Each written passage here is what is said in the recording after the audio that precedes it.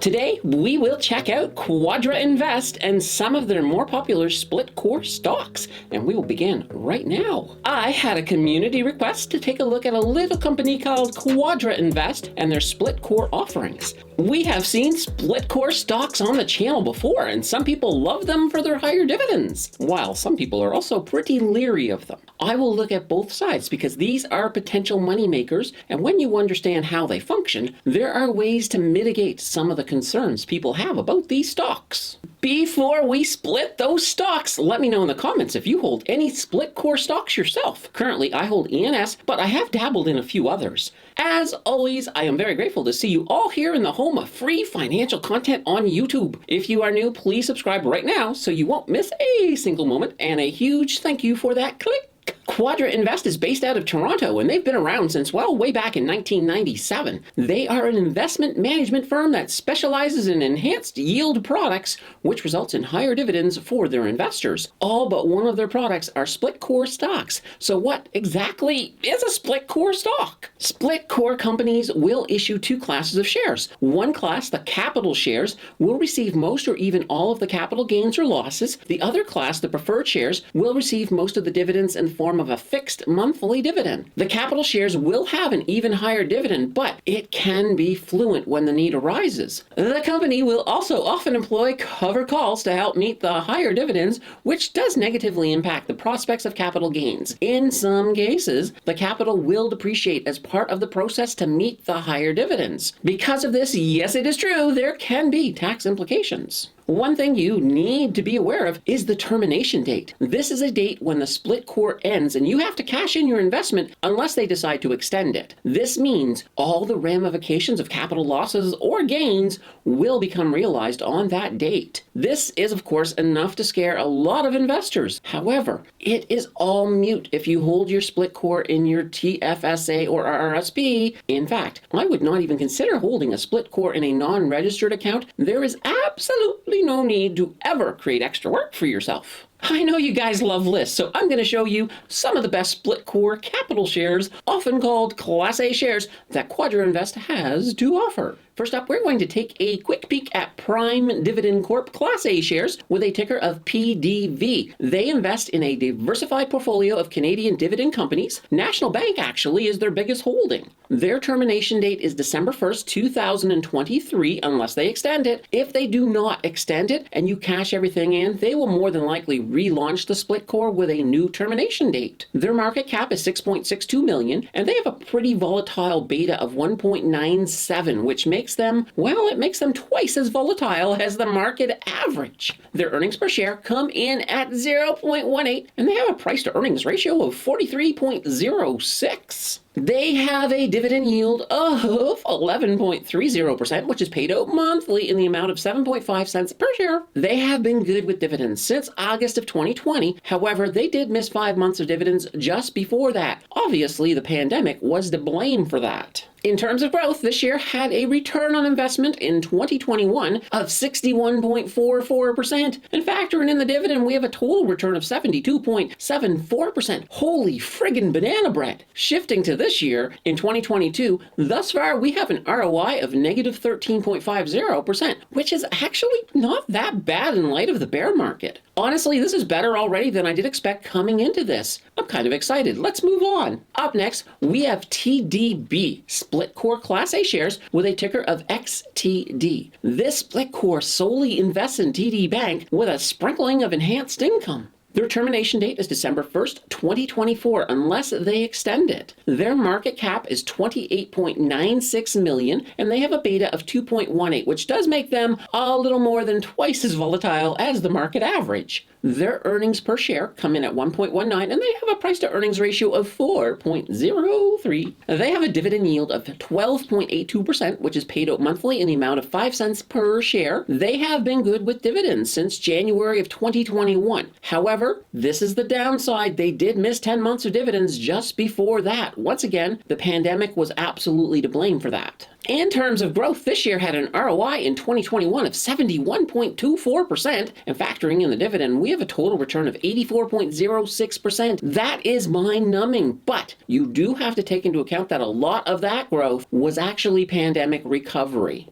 Changing gears to this year in 2022, thus far, we have an ROI of negative 8.40%, which is pretty good. In fact, if you look at the S&P average, it's well into the 20 percentiles. This is less than even half of that. This next one is one people have been waiting for. At least one community member used a rather colorful metaphor to explain his excitement for this one. I think I saw the word H-E double hockey sticks in there. Holy banana bread. However, this one may very well be worth the wait. It is the Canadian Banc Class A shares with a ticker of BK. As their name suggests, this one invests in our big six banks and then enhances those dividends with the usual bag of tricks. Their termination date is December 1st, 2023, unless of course they extend it. Their market cap comes in at 163.65 million, and they have a beta of 1.46, which makes them a little more volatile compared to the market average. Their earnings per share come in at 0.98, and they have a price to earnings ratio of 13.16. They have a dividend yield of 15.82%, which is paid out monthly in the amount of 16.7 cents per share. They have been rather fantastic with their dividends, other than a single missed one in March of 2020, according to Yahoo Finance. I think this one is 100% forgivable, and they can have a pass on that one.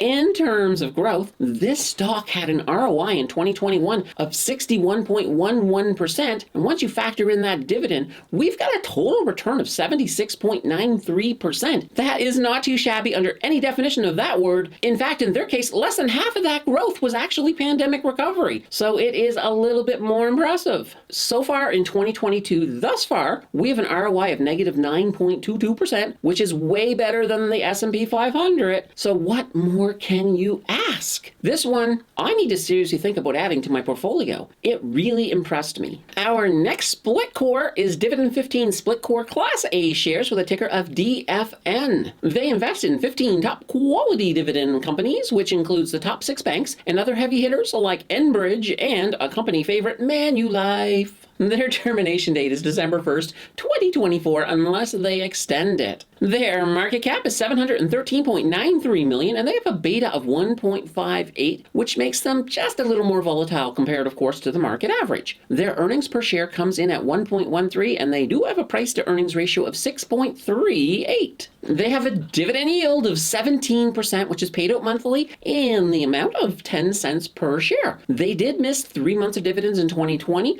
due to, of course, the pandemic, but have been very good since then. In terms of growth, this share had an ROI in 2021 of 22.12%, and well, once you factor in the dividend, we have a total return of 39.12%. Now, in 2022, thus far, we have an ROI of negative 10.54%, which is still better than the S&P 500. These dividends are getting pretty serious, and I still have one more to go. We now have Financial 15 Split Core Class A shares with a ticker of FTN. This fund invests in 15 awesome financial companies, including the big 6 banks, Citigroup, Goldman Sachs, and the Bank of America. Their termination date is December 1st, 2025, unless they extend it. Their market cap is 249.72 million, and they have a beta of 1.79, which makes them more volatile compared to the market average. Their earnings per share come in at 4.44, and they have a price to earnings ratio of 2.00.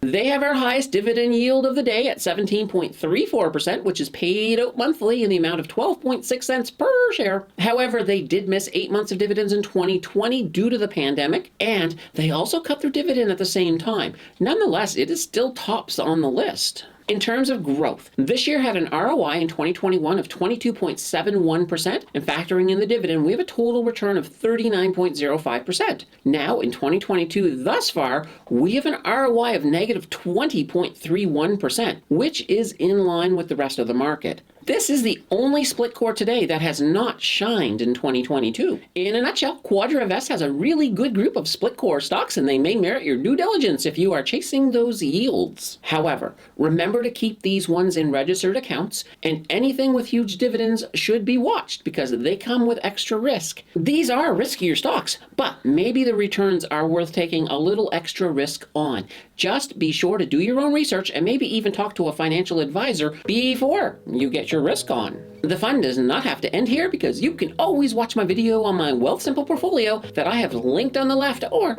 you can check out the video on the right that YouTube thinks you may like a little bit better. Your click will decide who is right, and I will see you in the next video.